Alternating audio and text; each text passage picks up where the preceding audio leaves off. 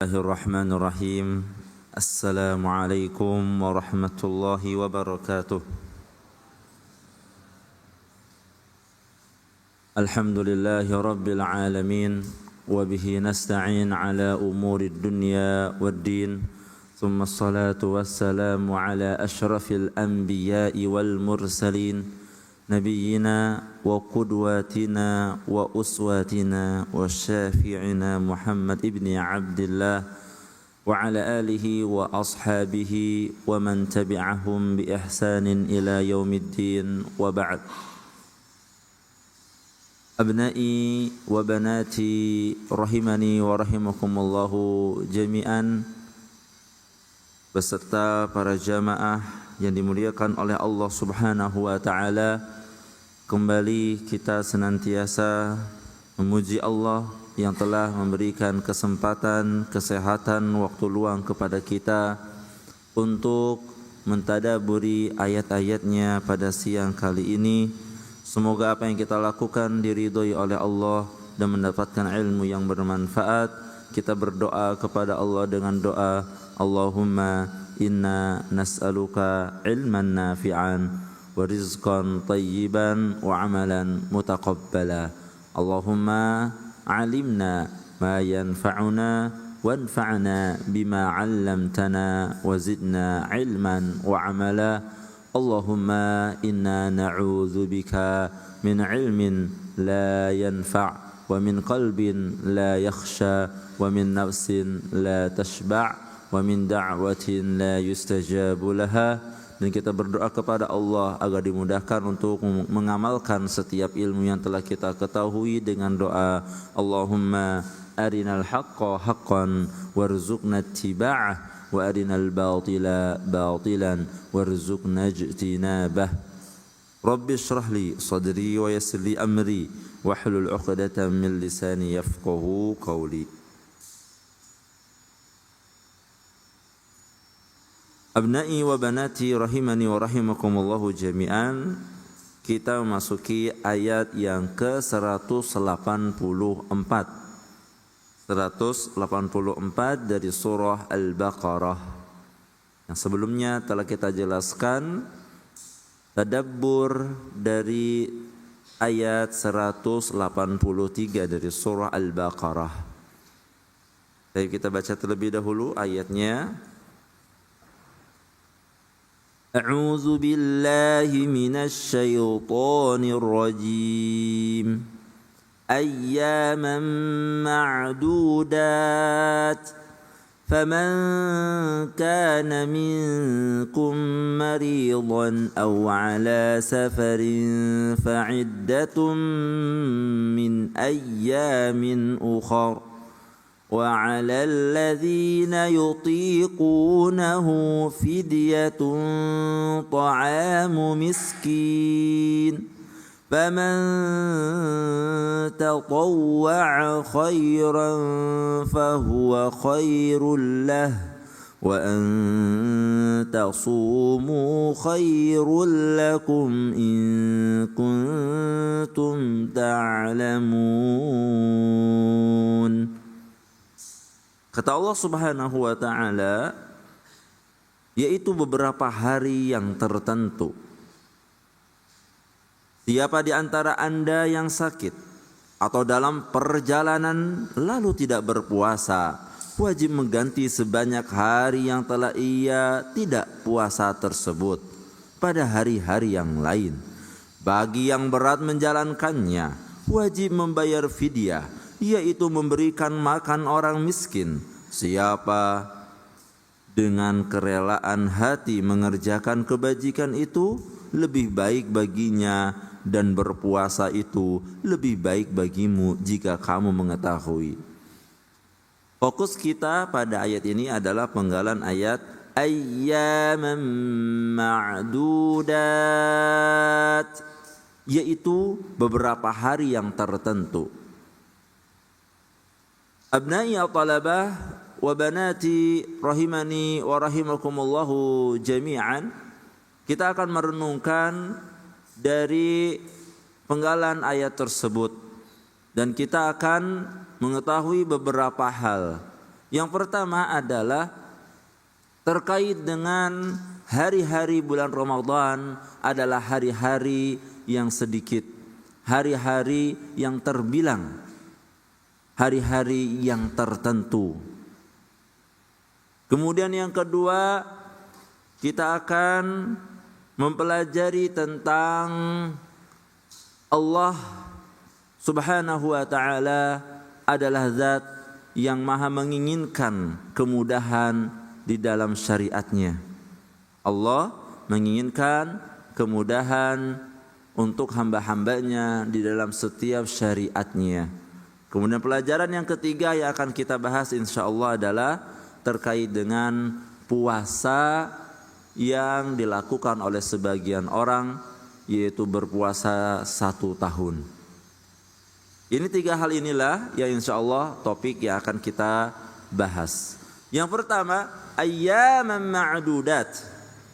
Yang bisa kita ambil dari pelajaran ini adalah bulan Ramadan adalah kumpulan dari beberapa hari yang sangat-sangat singkat. Hari-harinya tertentu, yang mana kita merasakan sendiri. Sepertinya baru kemarin kita membahas keutamaan bulan Ramadan. Sepertinya baru kemarin kita membahas kiat-kiat sukses untuk menggapai bulan Ramadan, untuk memaksimalkan bulan suci Ramadan.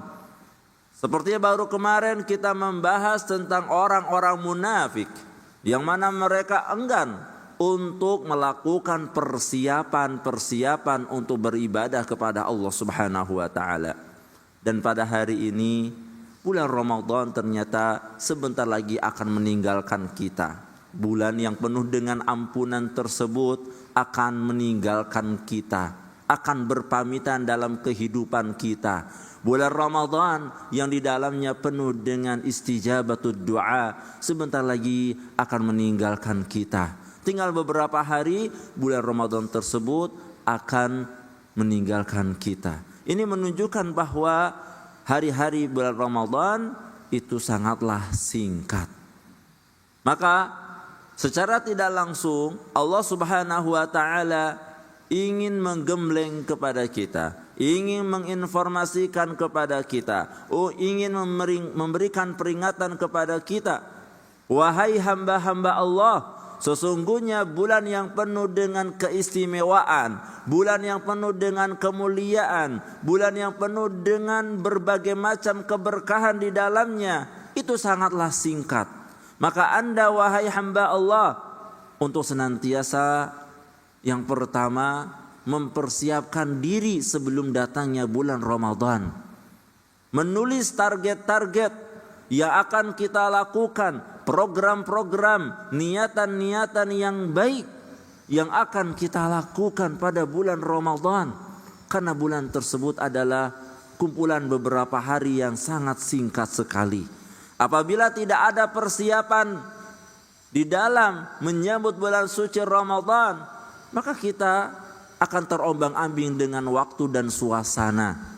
Kita tidak memiliki target dan tujuan, sehingga bulan Ramadan yang penuh dengan kemuliaan dan keistimewaan tidak bisa kita gunakan, tidak bisa kita maksimalkan dengan sebaik-baiknya. Maka Allah ingin mengingatkan kepada kita untuk bersiap siaga, memiliki program-program yang terbaik, menulis proposal doa-doa yang terbaik yang ingin Anda sampaikan kepada Allah pada bulan Ramadan. Yang kedua, secara tidak langsung juga ini adalah sebuah isyarat kepada kita yang diberikan kemudahan untuk bisa bertemu dengan bulan Ramadan, untuk memaksimalkan bulan Ramadan. Karena ibadah yang mana Allah akan melipat gandakan pahalanya itu sangatlah singkat, tidak lama. Kita sujud, kita salat tarawih, kita tilawatul Quran, kita melakukan kebaikan-kebaikan, waktunya hanyalah singkat saja, hanya sebentar saja, hanya 1 bulan. Kita beribadah kepada Allah di mana akan dilipat gandakan oleh Allah Subhanahu wa taala dan akan memberikan kepada kita berbagai macam keberkahan dan kasih sayang Allah. Maka maksimalkanlah Anda wahai hamba Allah. Ini adalah isyarat yang kedua yang ingin Allah sampaikan kepada kita. Jangan sampai kita bermalas-malasan, jangan sampai kita tidak memiliki semangat yang membara di dalam beribadah, melakukan kebaikan-kebaikan pada bulan suci Ramadan. Kemudian yang ketiga adalah setelah kita mempersiapkan diri dengan sebaik-baiknya, kemudian juga kita memaksimalkan apa yang bisa kita lakukan pada bulan suci Ramadan, Allah pun mengisyaratkan kepada kita ibadah Anda yang Anda perjuangkan dalam satu bulan pada bulan suci Ramadan yang Allah akan melipatkan di dalamnya, hendaklah Anda meminta kepada Allah untuk mengabulkan, untuk menerima amal-amal tersebut. Jangan sampai amalan yang sudah sedikit ternyata tidak ada yang diterima oleh Allah Subhanahu wa taala.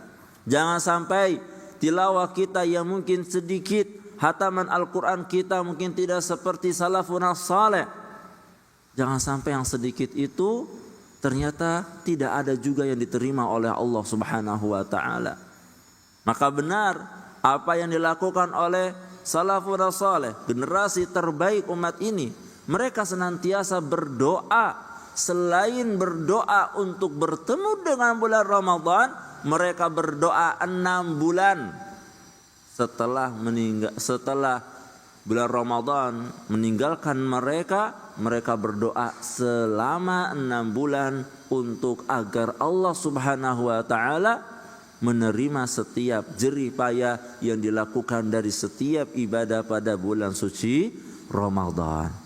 Ini adalah 3 isyarat. Yang pertama terkait dengan bulan Ramadan adalah hari-hari yang sangat singkat. Kemudian tadabbur yang kedua yang akan kita bahas adalah dari firman Allah ayyaman ma'dudat, ingin menjelaskan tentang Allah adalah zat yang maha menginginkan kemudahan untuk hamba-hambanya. Hal ini sebagaimana yang ditegaskan oleh Allah Subhanahu wa taala, yuridullahu bikumul yusra wa la yuridu bikumul usra.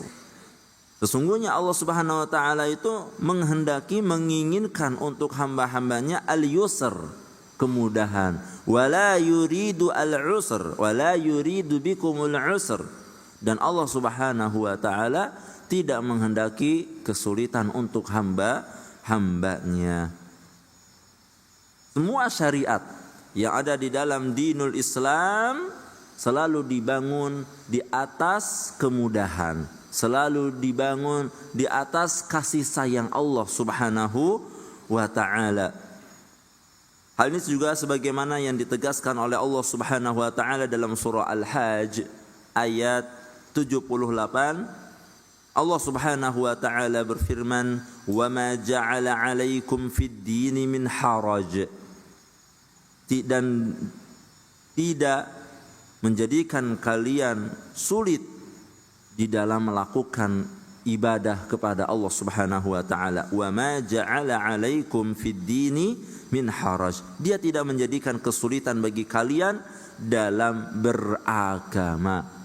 Berarti Allah Subhanahu wa taala sangat-sangat memperhatikan ibadah-ibadah yang Allah syariatkan kepada hamba-hambanya. Tidaklah ada suatu ibadah yang diwajibkan oleh Allah kecuali di sana ada beberapa rukhsah, beberapa toleransi, beberapa kemudahan bagi mereka-mereka yang kesulitan. Contohnya seperti tayamum. Ini adalah di antara bentuk kemudahan dari Allah. Mungkin ada di antara kita yang sedang diuji dengan sakit. Mungkin ada di antara kita yang kesulitan untuk mendapatkan air untuk berwudu dan bersuci. Maka tayamum adalah sebagai solusi yang Allah berikan kepada hamba-hambanya sebagai bentuk kasih sayang dari Allah Subhanahu wa taala. Misalnya juga adalah ibadah salat. Salat 5 waktu.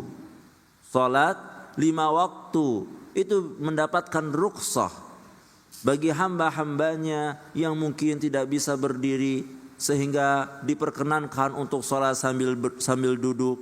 Dimudahkan juga, diperbolehkan juga seandainya sambil duduk tidak bisa, ia juga melaksanakan ibadah salat dengan berbaring. Apabila dengan berbaring juga tidak mampu untuk ia melaksanakan ibadah salat, maka bisa dengan isyarat.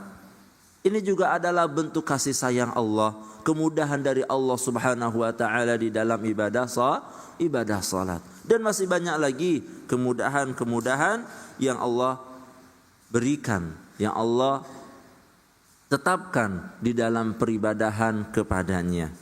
Bahkan Allah Subhanahu wa taala berfirman, la yukallifullahu nafsan illa wus'aha. Allah tidak membebani seseorang kecuali sesuai dengan kemampuannya. Fattaqullaha mastata'tum, dan bertakwalah kepada Allah sesuai dengan kemudahan, kemampuan Anda sekalian.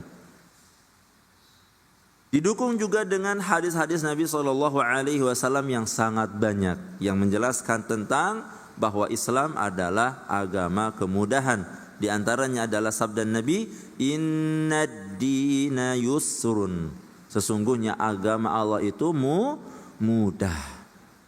Bahkan Nabi mengatakan, walay yushadad din ahada illa ghalabah. Tidaklah seorang itu mempersulit agama ini kecuali akan dikalahkan olehnya. Bahwa Islam benar-benar membawa kemudahan bagi para hamba-hambanya. Kita perhatikan puasa bulan suci Ramadan. Kita hanya diwajibkan 1 bulan. Padahal dalam 1 tahun ada berapa belas bulan? Ada 12 bulan. Yang Allah perintahkan, yang Allah wajibkan untuk umat Islam di dalam berpuasa hanya satu bulan saja.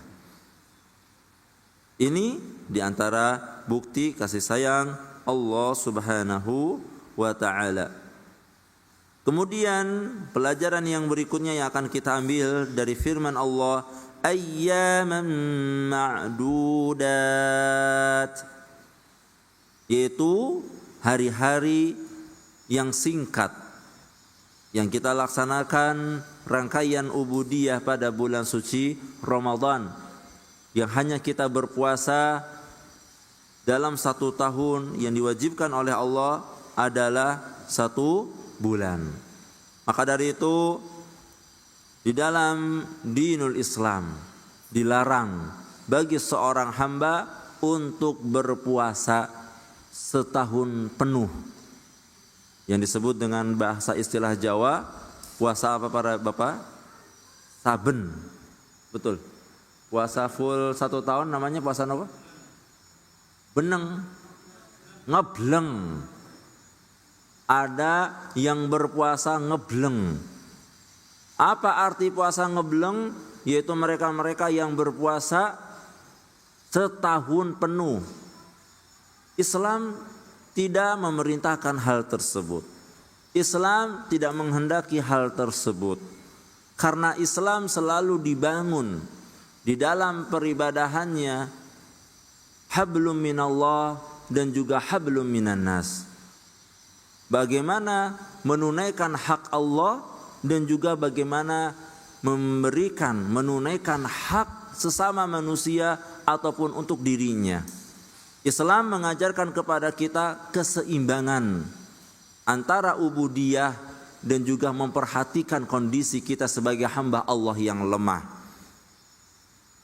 Maka tujuan utama di dalam penciptaan manusia adalah untuk beribadah. Sebagaimana firman Allah, "Wa ma khalaqtul jinna wal insa illa liya'budun." Tidaklah kami ciptakan jin dan manusia kecuali hanya untuk beribadah kepada Allah Subhanahu wa ta'ala. Akan tetapi Allah Subhanahu wa ta'ala selalu memperhatikan kondisi hamba-hambanya. Jangan sampai syariat-syariat yang Allah Subhanahu wa taala tuntunkan, Allah Subhanahu wa taala wajibkan, ternyata ada di dalamnya sesuatu yang mampu menzalimi hamba-hamba Allah. Karena kalau misalkan seorang berpuasa 1 tahun penuh, ini akan menjadikan manusia kesulitan di dalam beribadah kepada Allah Subhanahu wa taala. Maka Nabi SAW bersabda, la shama man shamal abad. Yang artinya tidaklah dianggap berpuasa orang yang berpuasa sepanjang tahun. Dalam riwayat yang lain, Nabi SAW bersabda, la shama man shamad dahar. Tidaklah berpuasa secara benar orang yang berpuasa sepanjang masa. Setahun penuh dia berpuasa. Maka ini adalah sesuatu yang tidak diajarkan di dalam dinul Islam.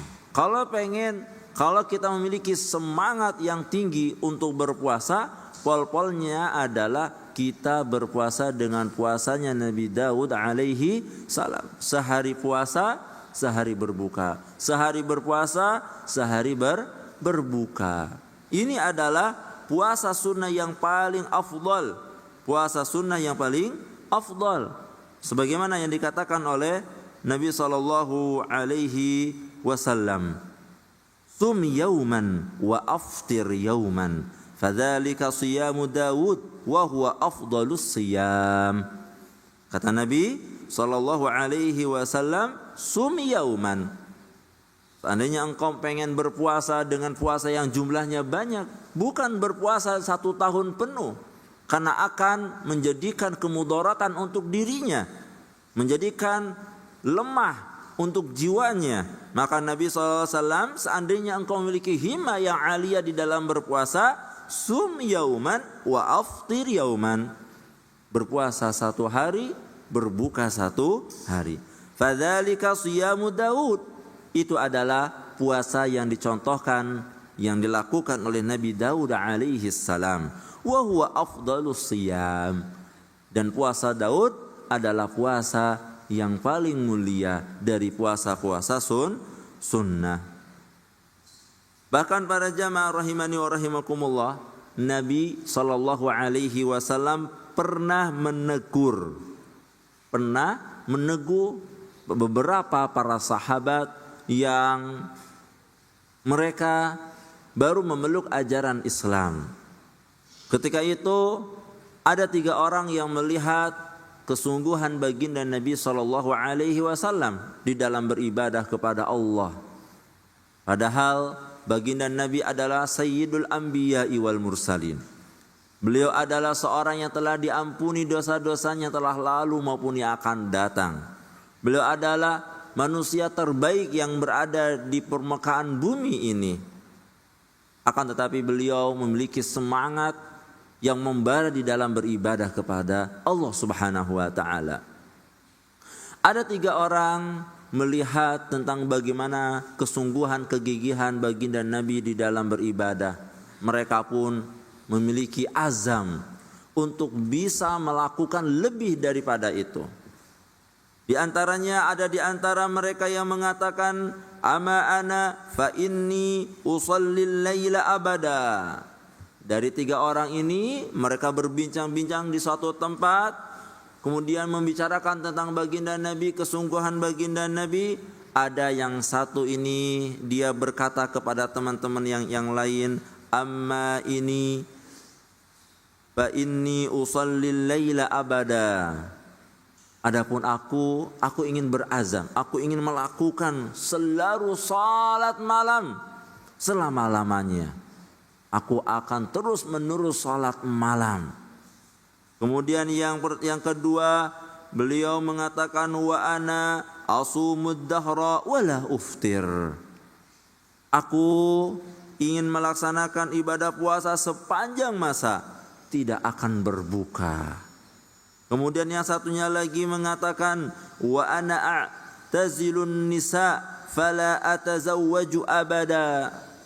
Yang ketiga mengatakan, wahai teman-temanku, aku akan menjauhi wanita, alias aku tidak akan menikah dan aku akan terus beribadah kepada Allah.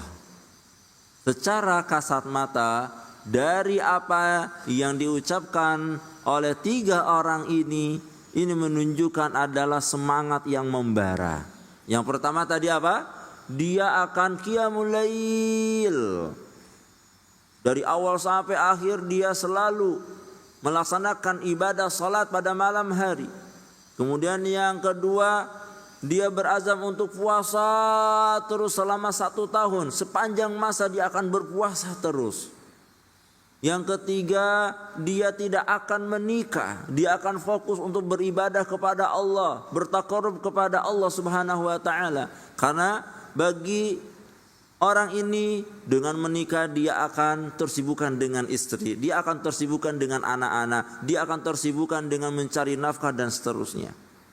Secara kasat mata, tiga apa yang diazamkan, diinginkan oleh tiga laki-laki ini adalah sesuatu yang baik.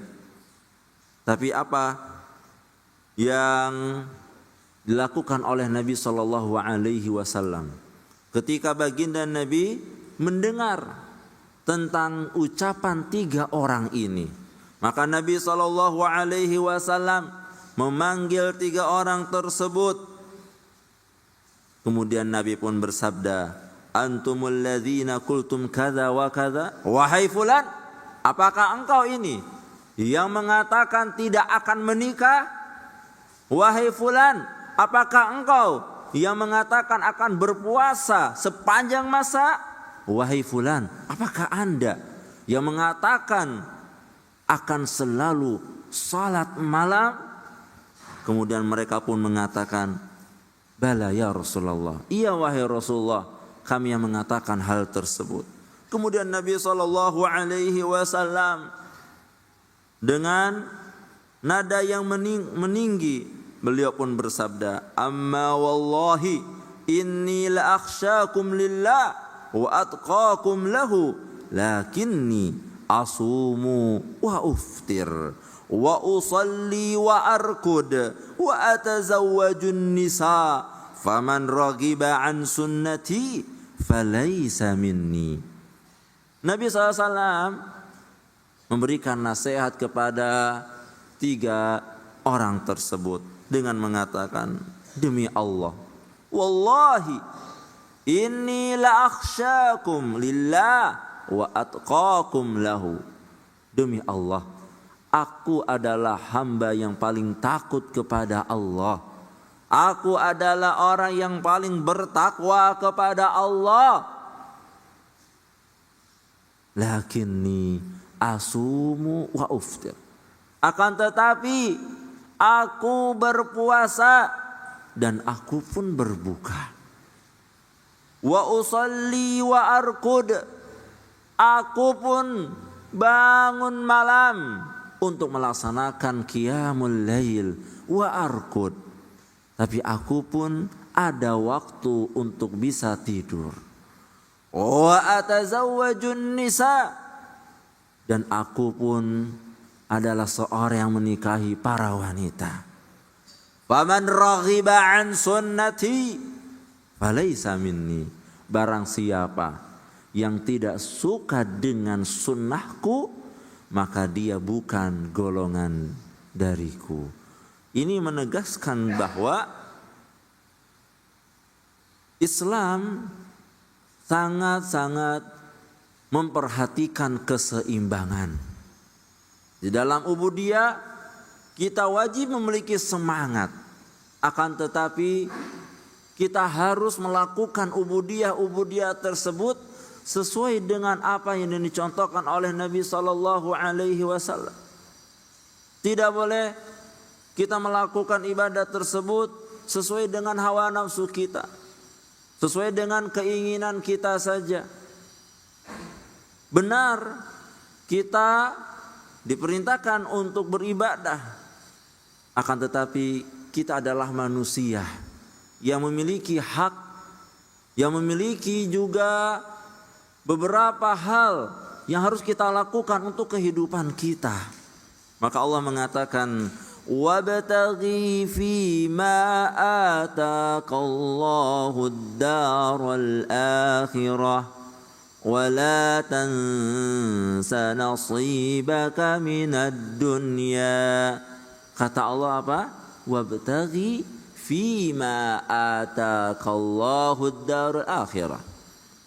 Hendaklah yang menjadi pola pikir pertama, mindset yang pertama adalah bagaimana Anda mencari keridhaan dari Allah, mencari apa yang dijanjikan oleh Allah. Wabtaghi fima ataqallahu daral akhirah. Apa-apa yang dijanjikan untuk akhirat. Ini indikasi bahwa pola pikir kita di dalam setiap tanduk kita harus berusaha. Mindset kita adalah bagaimana kita mendapatkan pahala dari setiap apa yang kita lakukan. Baik itu ibadah, baik itu aktivitas-aktivitas yang kita lakukan. Kita berusaha untuk menjadikan aktivitas-aktivitas rutinitas tersebut bernilai pahala di sisi Allah Subhanahu wa taala. Mandi kita, makan kita, minum kita, bekerja kita jadikan semuanya untuk beribadah kepada Allah Subhanahu wa taala. Tapi kata Allah Subhanahu wa taala, Allah mengingatkan wala tansa nasibaka minad dunya, dan janganlah engkau melupakan jatah Anda dari kehidupan dunia. Anda manusia, Anda memerlukan tidur. Anda manusia, Anda memerlukan makan dan minum. Anda manusia, Anda memerlukan uang, memerlukan fulus. Tanpa fulus manfus. Sahih? Tanpa fulus manfus. Tanpa uang kita sulit untuk melakukan apa-apa. Maka kita adalah manusia yang hidup di dunia memerlukan itu semuanya. Obsesi kita, pola pikir kita adalah akhirat, tapi tidak mengesampingkan kebutuhan-kebutuhan kita di dunia. Ada sebuah kisah pada zaman baginda Nabi SAW antara sahabat Salman Al-Farisi bersama sahabat Abu Darda. Salman Al-Farisi bersama Abu Darda. Di antara yang dilakukan oleh baginda Nabi di awal-awal hijrah Nabi SAW dan para sahabat dari kota Mekah ke kota Madinah, yang dilakukan adalah mempersaudarakan antara sahabat Muhajirin dan Ansor. Sahabat Muhajirin adalah mereka-mereka yang meninggalkan harta, meninggalkan keluarga, meninggalkan sanak famili. Mereka hijrah dari kota Mekah ke kota Madinah dalam keadaan tidak memiliki apa-apa. Gak punya saudara, gak punya tempat tinggal, gak punya harta.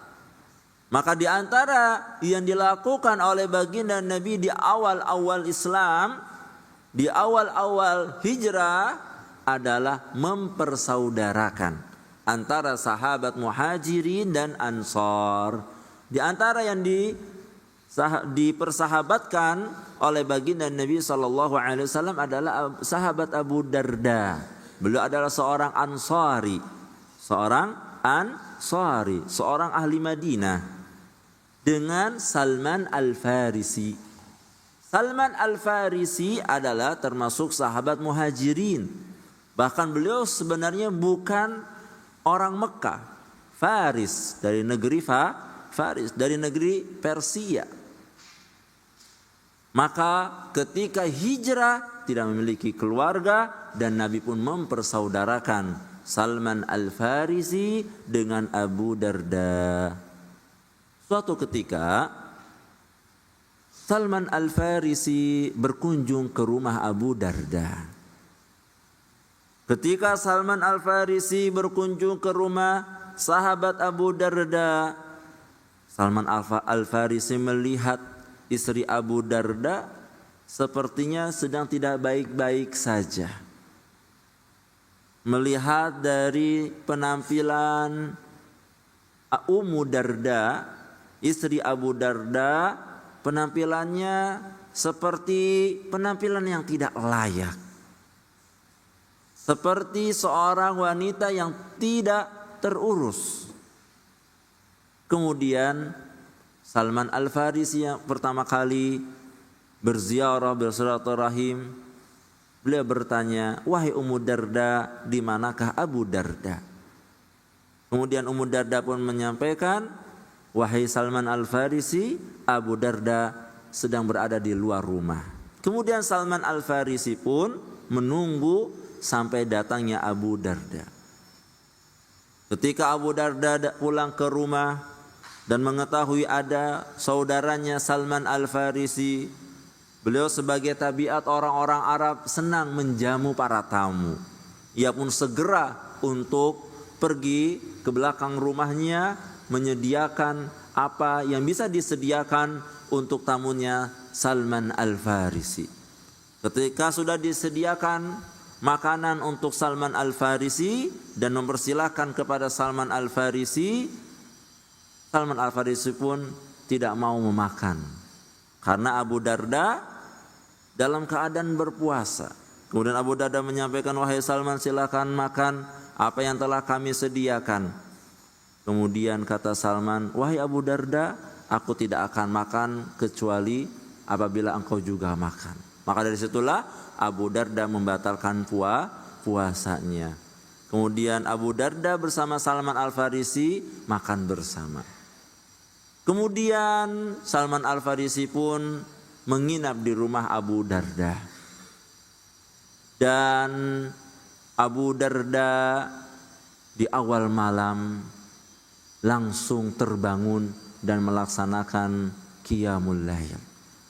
Salman Al-Farisi yang melihat hal tersebut mengambil tangan Abu Darda dan meminta kepada Abu Darda untuk istirahat terlebih dahulu. "Wahai Abu Darda, sesungguhnya kita masih di awal malam, istirahat terlebih dahulu."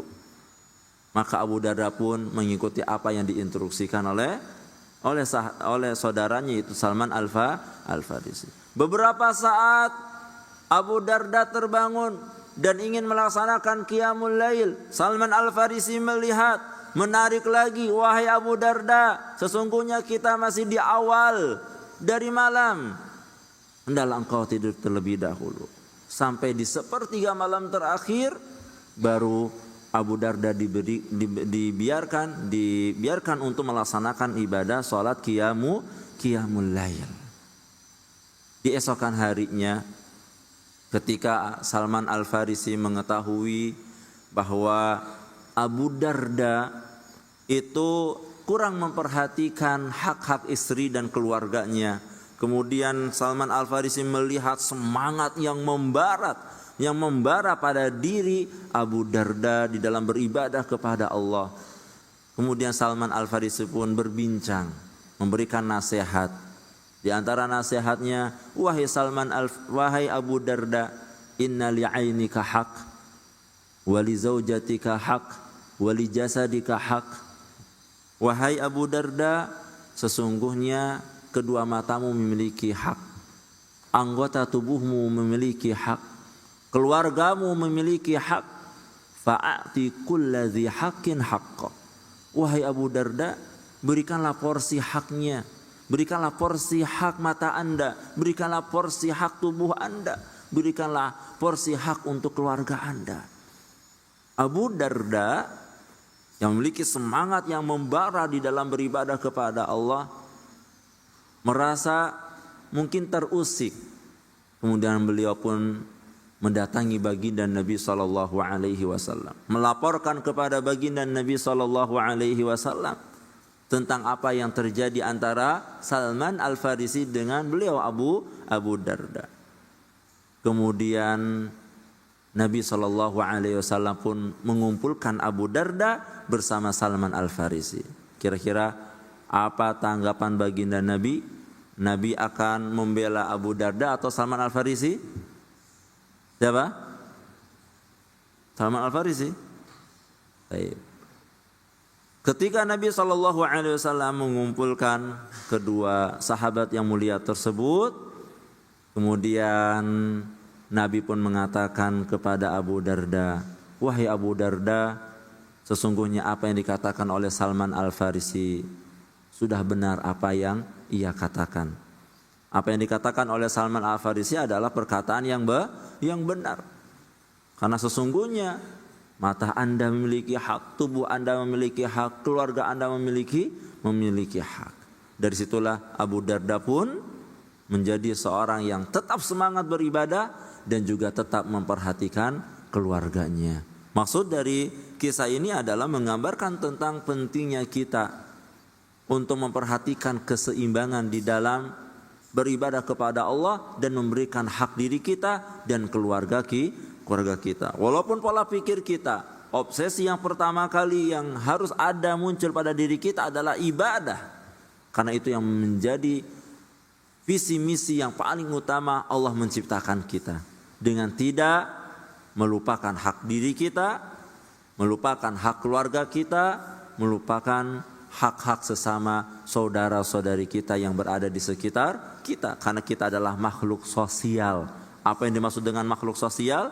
Kita adalah makhluk yang tidak bisa kita hidup sendirian. Kita adalah makhluk yang sangat membutuhkan interaksi dengan sesama saudara-saudari kita. Ini adalah 3 poin yang bisa kita ambil pelajarannya dari firman Allah, ayyamam ma'dudat. Berarti tadi yang pertama apa pelajarannya? Yang pertama apa, Mas? Bulan Ramadan adalah bulan yang sangat singkat. Berarti kita harus apa tadi pelajarannya? Harus persiapan.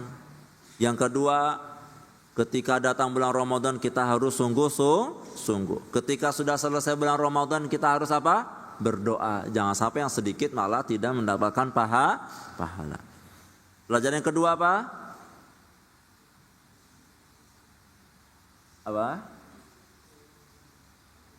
Agama Islam adalah agama yang mudah.